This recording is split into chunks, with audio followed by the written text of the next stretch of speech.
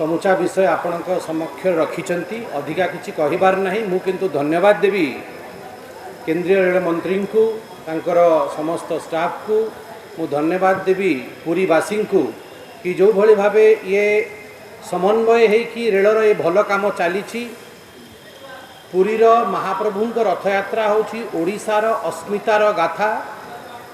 आउ एबे 2 दिन पूर्वरु ओडिशार माननीय मुख्यमंत्री मध्य दिल्ली पहुँची थिले। दिल्ली रे आदरणीय अश्विनी वैष्णव जी ऑफिस रे सघन बैठक होइथिला काली रथयात्रा को लेकिन रेल परिचालना को लेकिन कौ भली भावे 15 लाख ठू ऊर्ध जो भक्तगण एठिक आसबे तांकर सुविधा केंती हब ताहापई दिल्ली रे मध्य सघन बैठक होइथिला। तापरे आज बैठक सारी तुरंत आपन देखुचंती वर्षा झड़ तोफान